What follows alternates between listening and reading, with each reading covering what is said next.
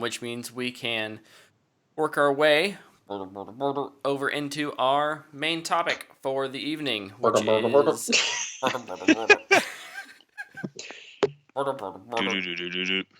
Little Things review. The Little Things is a 2021 release. Warner Brothers Pictures. Was released in theaters and on HBOMax simultaneously on It had a good January weekend, 29th. It had a great weekend for, what is theater going right now. It is written and directed by John Lee Hancock, and it stars. I thought that was a joke. And it stars Denzel Washington, Rami Malek, and Jared Leto. Quick question before we go into our thoughts and everything. Does this count as a 2020 movie, or does this count as a 2021 movie? Because I know the rules are weird right now, specifically with like Oscars. I don't know for Oscars. We have, for us, I think it's 2021 because we've gone based off of distribution in the past. Yeah. I think for Oscars it may be a 2020 movie, but for us, this is a 2021. We're now into 2021. Yeah. It's the first 2021 release for us, isn't it? The first one we've talked about. There's been some other ones like on Netflix. Yeah. Well, yeah, they have one every week. Yeah, they do. This is true. This is true. Yeah, the little things, boys. It's the little things that'll get you caught. It's yeah. Tyler, what are your general thoughts? All right. It's funny you would ask me to go first. So I will preface this by saying Denzel Washington is my favorite actor. There may be some bias here. Okay. Here's my impressions, all right? Great acting, interesting story. Overall, it's just fine. Okay, but your delivery was perfect because it was like hype up and then but it's just fine. Yeah, gotta raise no. So my honest impressions are it's fine. It's a fine movie. For Pulp in 2021, I think some things needed to be done a little bit differently. Overall, I think it's a great premise. Yep. But I think it's kind of dragged down by some bad editing. I think it's poorly cut. There's moments where you go from a conversation to 6 hours later in the day, and like you're in a different place now. I know exactly the one you're talking about, and it stood out to me too. And like characters have different relationships between cuts, and you're just like, I feel like I am missing sections of this movie. And I think it drags it down because there's great performances in this thing. Like, it's not for lack of good acting, because the acting in this movie is incredible. It's up there, like, as some of the best you'll see, in my opinion. But overall, bad editing kind of drags it down. Yeah, that's. Hi. I'll go next and just kind of echo that. I think that this is like. The movie, the parts are greater than its sum. That makes sense. Yes. The acting, it's really good. I actually wrote that down. The cinematography, I really enjoyed what I was seeing. The editing, not so much. Like what you said, the music, I thought the music was great. Yeah. And even just the general like vibes and themes and what they do, I thought it all worked, but it just didn't feel super tight, or it just was like a little disappointing. And that's not to say, because the end is a little twisty, it's not to say that the twist was even that disappointing. It wasn't that enjoyable to watch, especially the last third. And this is what I'll say. Sorry, Luke, I know you want to get going. But like you bring up the point I want to talk about, right? Like, to do Pulp in today's world on a movie like this, there has to be resolution. There just has to be, right? And that might be a mild spoiler, but there has to be resolution nowadays, and if you don't have it in a movie like this isn't a movie that we're going to continue, and we know that when we watch it. This doesn't have a universe spinning off the back of it. So if you're going to do a Pulp Fiction style movie, you need to wrap it up. Yeah, the And I feel like that's what's missing. yeah, there's resolution, but it's not for the story that you're expecting. It's resolution for one character. There's resolution for something that you're like, oh, this backstory definitely like ties in some way, but it's not like you don't ever expect that to be the thing, and then it's the thing. Yeah, exactly. Luke, what are your thoughts?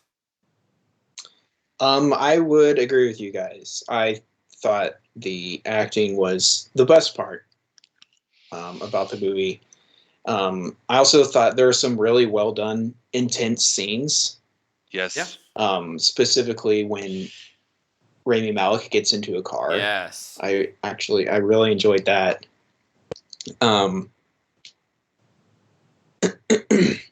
You guys are talking about the ending. I love the ending. I think I don't hate it. I was to say I don't hate it either. I just think that it leaves more to be desired. That is honestly what I love about it. Like I think most of the movie is good, and then it's kind of like, okay, what's happening here? But then for really what sold me on the movie, on why I like it, is because of the ending. And I don't know how much I can say, which is kind of frustrating. Yeah, it's a hard movie to talk about without spoiling. But I'll say this. I feel like this is a movie where Tyler can experience one ending and I could have seen it totally different way, and we can talk about that and both be right. Yeah.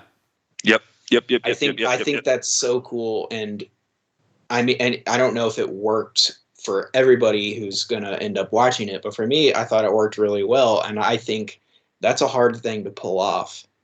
And so, I mean, when the last thing I see in the movie is something where I go, "Oh, I'm going to end up liking it probably more than I really did through the parts of the whole going through it." I guess the other though, it's kind of also part of the ending. The flashback section of the movie wasn't really working for me. That's my biggest con. And I think, like you're talking about the editing, I don't know what part you guys are talking about, but I feel like they are trying to interweave these flashbacks throughout the movie. And I think it should have just been one flashback 45 minutes in when we need to learn something about story. It. Just give us so we can understand why do they think this way. And that's part of the editing problems for sure. Yeah. Yep. And then when you get to the end, it's all of a sudden like, boom, here's how this happened. It's like, oh, and we're back. And it was so quick. And I was like, did that matter? And that was my really big issue with the movie. But I mean, this is a movie where the ending worked for me, but then also the performances really, really just keep you super entertained, and they, I guess, kind of save the movie. They elevate the movie in my mind. Elevate the movie, yeah, that's a good way to put it. Yeah, they elevate this movie astronomically, right? Like, I have not seen a lot of Rami Malek, and it took me some time to get used to him. Because the character he plays is kind of like the hotshot detective. And Rami Malek, to me, doesn't strike me as that character. But about an hour in, I'm like, oh, no, that's him. Yeah, that's Rami Malek. And if you can you can stop seeing Rami Malek throughout the right? Denzel from the start, man. From the freaking start, he plays layered characters with trouble so well. He portrays pain in his backstory so well throughout this movie, and it's just incredible. Also, kudos to Jared Leto for bouncing back from a few ugly movies to come back and put together a performance like this, because it's incredible. Jared Leto he's creepy, he's scary looking. Yep.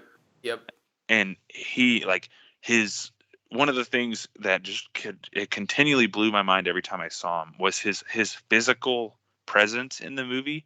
Just the way he walks, the way he kind of looks, the way he looks almost labored all the time. Like he did such a good job of turning into his Yeah. character.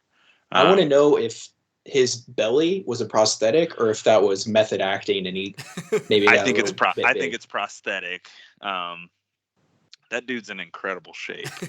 But no, I kind of was curious too, but I think it's a prosthetic. He, I think it's undeniable that he's a good actor. I would say great actor. But he typically is Jared Leto, right? Like Yeah. he's Jared Leto. But in this, like I didn't feel like he was Jared Leto, and that was kind of refreshing. It's really interesting to me to look back at his filmography and be like, what got such a great performance out of him in these movies, but then these other ones, it's just like he's not even trying. You know what I think it is? What? Tell me. I think he's one of those dudes who plays up to who he's acting across from. Oh, I can see that. I really do. Yeah. I like when he's across from like Dallas Buyers Club, he's across from McConaughey. Yeah. And he's just incredible, right? Yep. In this, he's across from Denzel and Rami Malek. Like he knows he has to come to the table, and he's got to provide something, because if he doesn't, he's going to get acted out of the scene, and he knows that. Yeah. I think Jared Leto is a competitor in terms of how he acts, because when he's like the dominant force in a movie, he's not that good. He's Jared Leto. But when he's like got to be a character across from Denzel and Rami Malek, he steals some of those scenes from those guys. Like he's on the screen and you're like, oh man, what's he doing next? Yeah. Like the interrogation scene that they show in the trailer, man, he's good in that. He's real good. Honestly, as soon as he really gets involved in the movie, because they don't bring him in until like about an hour, 50 minutes probably. Maybe. Once he's involved, he does like he acts his ass off against two people who are really good actors, but also like in the film, in the story, they're really good cops, and so like it's interesting to see that dynamic of like, oh, here's an actor playing against these other actors, but also here's this person who's being accused of something going up against these two officers who, for very different reasons, want to nail him for this crime. Yeah. And I'll be interested to at some point talk to you guys where we can talk about spoilers, to hear what you think. Do you think he's guilty? Right? Like I would love to hear that, because like Luke kind of alluded to earlier, I think it's open to interpretation a little bit. So yeah, I mean, I can't help but wonder what this movie would be if it were a Fincher movie. It does kind of feel like John Lee It feels Hancock like Fincher fan fiction. was like, hey, let's write like and I'm fine with that. Like I'm fine with writers taking stabs at genre movies and saying, I want to use this guy as gal as inspiration. Yeah. But you're right. Like it doesn't quite have that execution, and I'm wondering if it may be in the edit room, it may be just in storyboarding and on the page. It's hard to say, but yeah, no, this is definitely one of those movies that I enjoyed, and I at the end of the day enjoyed what it gave to me. It just didn't quite live up to some of the. You've got movies like Seven, and I was gonna say that the problem with this movie is Seven. The problem with this movie is Seven. Yeah, and like it's going up against those, and so the bar is set so high. It's like, can you compete? I don't know, but you're kind of setting yourself in that same space. So I didn't even try to put it up to Seven. Seven is in it's in a league of its own for sure. But it's that genre, and you can feel the influence of Seven on this movie, especially the car ride. Yeah, and that's where I mean, some of the shots are the same. Yeah, No, that's where Like, you can see the towers in the back and everything. I was like, man, this is crazy. Yeah, and this may be mild spoilery if anyone's listening and doesn't want to get spoiled. You can hop out. I'm not going to go full spoils, but just like it takes the end. It takes a very different turn from 7, and that's what Yeah. I appreciated, because for the entire second act, I've just felt like, oh, like it's just doing 7. I wonder what's going to be different about it. Well, it's very different.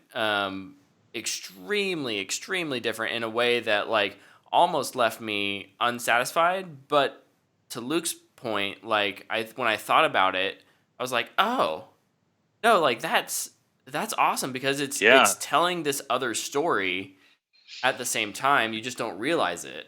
Now, I think they could have Right. executed some of the stuff from what they're actually telling a little better in the second act and in the The editing, man. But yeah, no, I like this movie. Mm-hmm. Yeah, I do want to watch it again. Because I think anytime you do a movie like this, you have to watch it twice, in my opinion. Look for all those little secrets you didn't notice the first time. Yeah, because I definitely do want to watch this one again. I enjoyed it a lot. Plus, Denzel's my favorite actor, and we haven't even really like dove into him, but he's just, that dude is incredible. Do we need to do he truly is. We need to do a Denzel episode. Like, what's our favorite Denzel movies? Dude, Tyler, have I ever told you that I've like said hi to Denzel? Don't tell me you've met Denzel Washington. I've said hi to him. No. He worked with Tony Scott on like freaking every movie, and so when I worked down there for Scott Free, he came in one day. Yeah. It's not like I had a conversation with him. It was just like, oh, hi, you're terrifying because you're so impressive. Okay, bye. Did he say his name was Denzel, or were you like, oh, you're Denzel, and then he took you to his condo? Yes. Office where you work? Yeah. You know what movie I'm referencing? I do.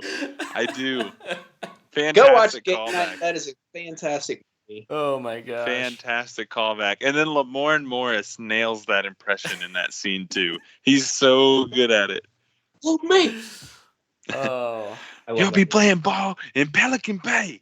But yeah, it's Tyler, to kind of what you're talking about. Like, it's really cool to see Denzel come in and have a little bit of mystery around him.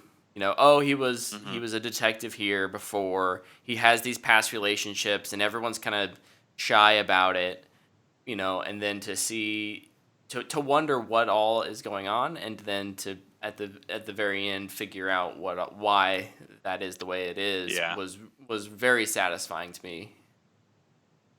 Yeah, no, his I think his story is very well done. But like throughout the movie, I think it's, other than editing, again, my only cons for this movie, which is crazy to me, is choppy editing and uneven pacing. And the pacing is just, it stems from the editing. Mm-hmm. I would agree. Like you move like 6 miles away and 12 hours apart with each cut, which is just so jarring to me in certain moments. It works in other spots, but like early on in the movie, like Rami Malek and Denzel's characters meet. Rami Malek's character is kind of a jerk. And then like the next time you see them together, Rami Malek's character is offering him breakfast. And their friend, like he's impressed by him now. And you're like, where did this change? Like, what conversation, and there is conversations that happen, but like what conversations happen between those two scenes that make their characters no longer at odds? Yeah. It's just really strange. It seems like maybe there was some stuff left on the cutting room floor that would have made things a little more clear, but were ultimately probably too slow and affected the pacing to someone's opinion in a way that was negative. But stuff like that can make a 2 hour and 14-minute movie feel like an hour and 45-minute movie if done right. No, I don't and disagree. This movie starts to feel a little long in the second act. Yeah. Because of it. Yeah. It does.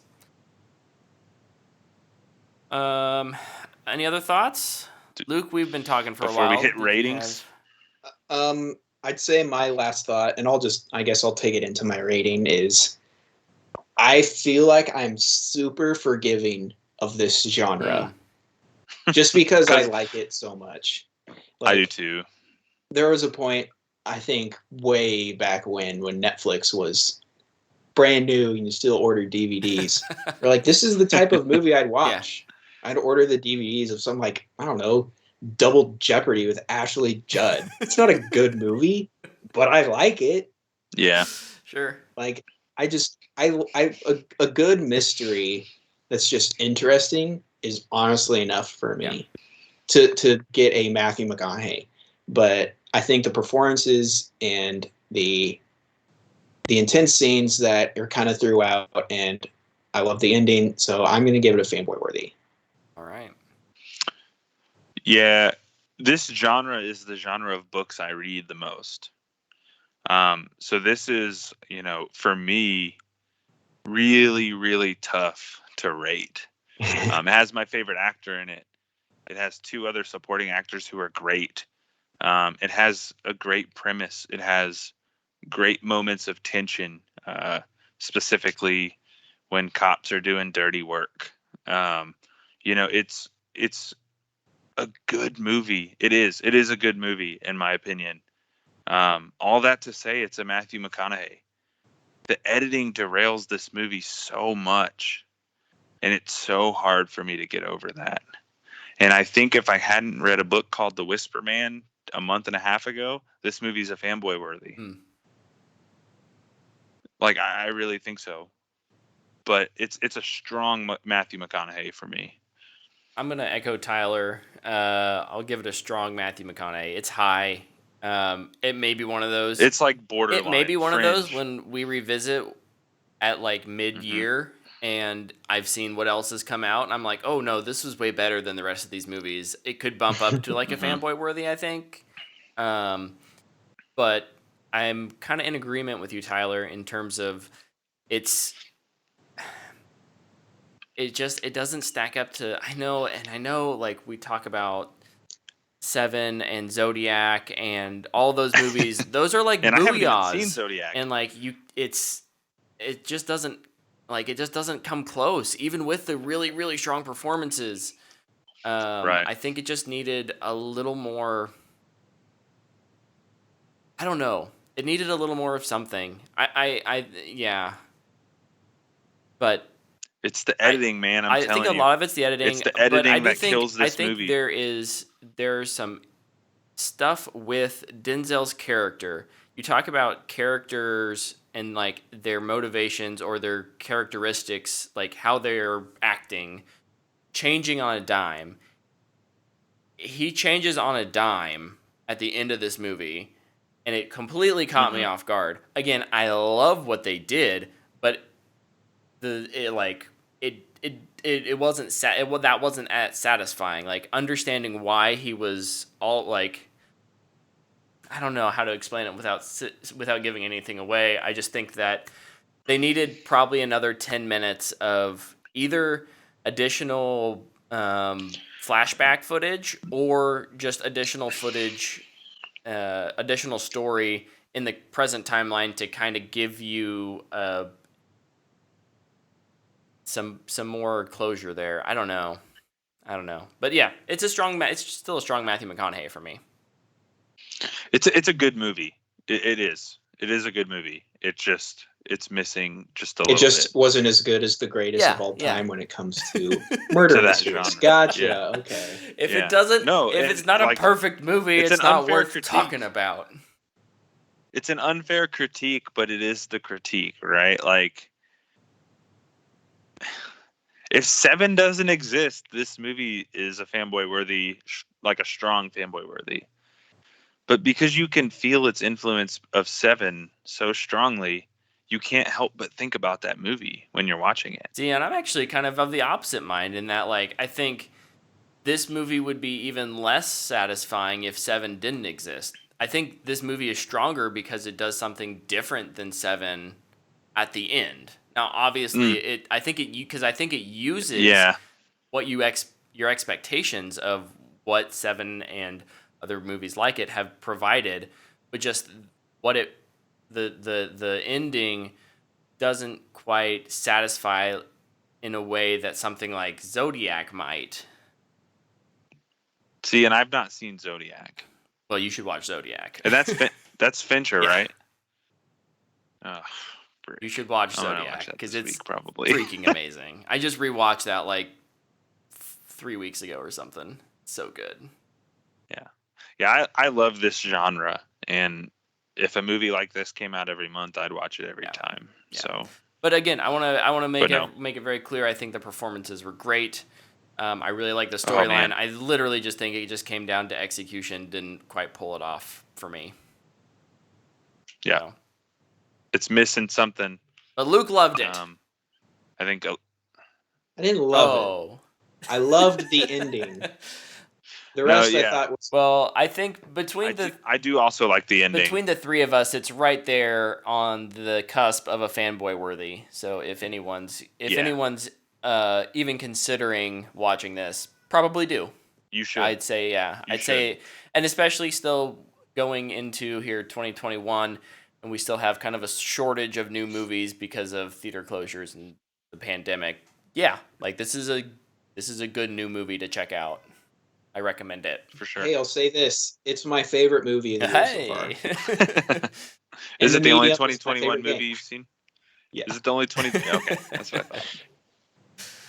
Oh, well, Sweet. very good. I think that's our show, gentlemen.